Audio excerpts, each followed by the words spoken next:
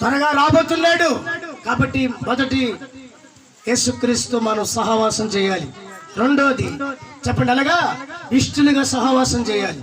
మూడోది చెప్పండి ఏంటి? మూడోది ఏంటి? ఆయనతో సహవాసం అంటే మాట్లాడండి. మొదటి సహవాసం ఏంటి? మొదటి సహవాసం ఏంటి? ఈ గుడారములో దుర్నీతిని తీసేయాలి. అప్పుడే దేవుడితో సహవాసం చేయగలదు. గుడారం అనగా నువ్వు వేసుకున్న డేరా కాదు, నువ్వు వేసుకున్న గుడిసి కాదు, నీ దేహం అండి. గుడారం అనగా నీ దేహం. చెప్పండి, మీకు అర్థమైందా? నీ హృదయములో నీ గుడారం అంటే మొత్తం నీ అరికాల మన శిరస్సు వరకు కూడా ఉన్న దుర్నీతిని దూరంగా పాడే, చెడుతనం దూరంగా పాడే, పాపతనం దూరంగా పాడవే. యేసు నామములో నా దగ్గర పాడడుగు, అప్పుడు అభివృద్ధి అవుతావు.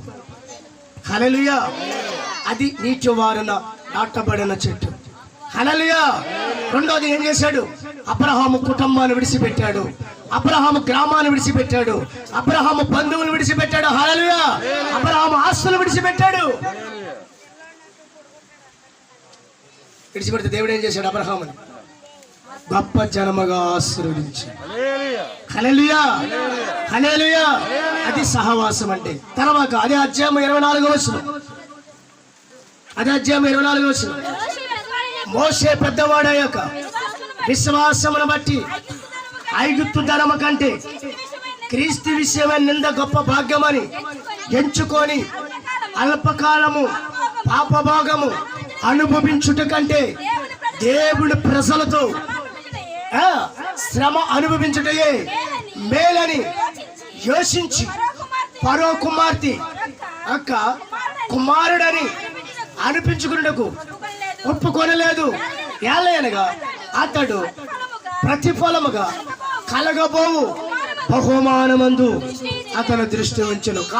రాబోయే కాలంలో కలగబోయే బహుమానం ఏంటా? బహుమానం పరలోకం. హల్లెలూయా.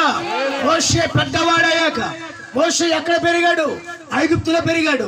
ఎన్ని సంవత్సరాలు జీవించాడు? 40 సంవత్సరాలు జీవించాడు. 40 సంవత్సరాల తర్వాత మోషే ఎవరు, ఏ జాతి గలవాడు, ఏ ఖ్యాత గలవాడు, ఏ ఊరోడు దేవుడు అక్కడ బయలుపరిచాడు. హల్లెలూయా. తర్వాత దేవుడు మాట్లాడాడు, మోషే నువ్వు వచ్చేయండి. చూడండి, మోషే 3 నెలల పిల్లాడప్పుడే ఐగుప్తుకు దేవుడు పంపించాడు. ఎలా పంపాడండి? సహవాసం అంటే చెప్పండి, బాల్యంలో నుంచి కొన్ని మంది వస్తే గర్భంలో ఉండగానే రిబకాకి చెప్పండి, ఎవరు? ఏసావు, యాకోబు ఇద్దరు గర్భంలో ఉండగానే దేవుడితో, తల్లితో, తండ్రితో పోరాడారు. హల్లెలూయా.